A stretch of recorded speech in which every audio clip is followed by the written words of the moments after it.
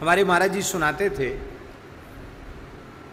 पूज्य भक्तमाली जी महाराज, एक वैष्णव थे, वैश्य थे। उनका नियम था कि एक किसी वैष्णव को, भक्त को, संत को, ब्राह्मण को भोजन कराने के बाद तब वो भोजन करते थे। तो रोज घर में ठाकुर जी को भोग लगने के बाद थोड़ी देर द्वार पर बैठते थे। कोई साधु संत ब्राह्मण दिखाई पड़ जाए, प्रणाम करके भीतर ले जाते, चरण धोते, आसन पर बिठाते, प्रेम से जिमाते, ब्राह्मण अथवा संत संतुष्ट होकर पाके चले जाते, तब प्रसाद पाते। एक बार ऐसा हुआ कि 3 दिन तक कोई ब्राह्मण, कोई साधु आया ही नहीं, निकला ही नहीं वहां से।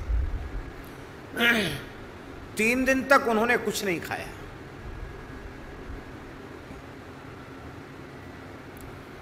घर के लोग पीछे पड़े थे कि नहीं, अब तो तीसरा दिन है, अब तो कुछ खा ही लीजिए। नहीं, हम नहीं खाएंगे, हमारा नियम है। तब तक एक साधु तो नहीं था,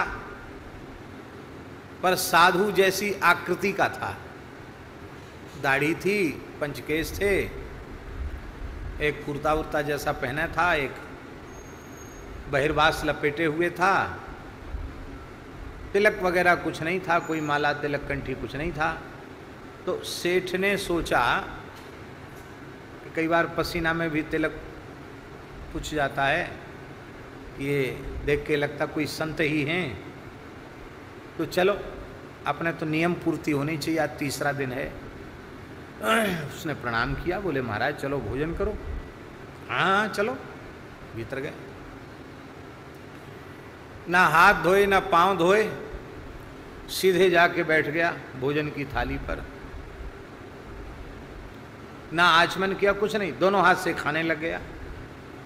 ना जूठे सकरे का विचार।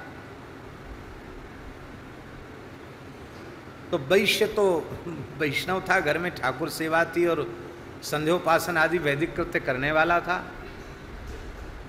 उसके मन में आया कि ये कैसा साधु है, इसमें इतना भी शौचाचार नहीं कि बाहर से आए हाथ धो लें, आचमन कर लें, भगवान को प्रणाम कर लें, भगवान को निवेदित करके खाएं, कम से कम पंचग्रास करके खावें, कुछ नहीं, ऐसे ही खाने लग गया।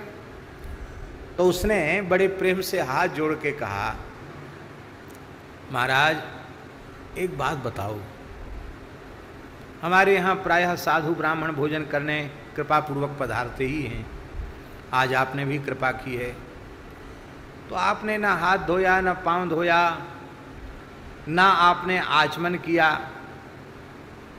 ना ही भगवान का स्मरण किया, आप खाने लग गए, दोनों हाथों से खाने लग गए, आपको जूठे आदि का भी बिल्कुल विचार नहीं है। तो हमारी समझ में नहीं आया कि आप कैसे महात्मा हैं। इतना सुनते हुए बोला, करे क्या बोलते हो, क्या बकते हो, मैं धर्म और ईश्वर को कुछ भी नहीं समझता। किस चिड़िया का नाम है ईश्वर, किस चिड़िया का नाम धर्म, मैं नहीं समझता। ये शौचाचार क्या है? ये तो पेट भरने वाले जो भंड धूर्त थे, उन्होंने धर्म नाम की, ईश्वर नाम की कल्पना कर रखी है अपना पेट भरने के लिए। मैं कुछ नहीं समझता। वो महाराज भगवान की निंदा करने लग गया, धर्म की निंदा करने लग गया, बोलता ही चला जा रहा था। आखिर वो उसे सहन नहीं हुआ, उसने कहा, खबरदार आगे मत बोलना, भगवान की इतनी निंदा हम नहीं सुन सकते। दरबान को कहा, दरबान, हाँ सेठ जी, निकाल लो उसको घर से बाहर।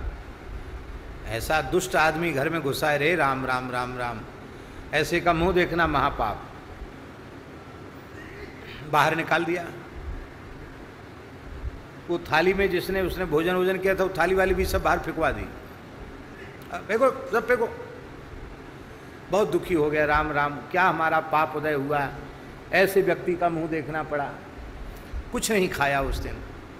रात्रि को जब विश्राम में गया, महाराज जी के मुखारविंद से सुनी हुई बात है, तो स्वप्न में भगवान लक्ष्मी नारायण का दर्शन उसको। बड़ा प्रसन्न हुआ भगवान का स्वप्न दर्शन करके। प्रभु हम तो इस योग्य नहीं, आपने बड़ी कृपा की। भगवान ने कहा हम एक बात पूछने आए हैं तुमसे कि तुम अपने को बड़ा भारी भक्त मानते हो, वैष्णव मानते हो, आस्तिक मानते हो, तुम एक भूखे मनुष्य के साथ सद्व्यवहार नहीं कर सके? अरे वो भक्त नहीं था, आस्तिक नहीं था, धर्मात्मा नहीं था, मनुष्य तो था, जीव तो था, भूखा तो था, भोजन की थाली से तुमने उठा दिया, ऐसा क्यों किया? भगत बोला प्रभु आपकी निंदा कर रहा था।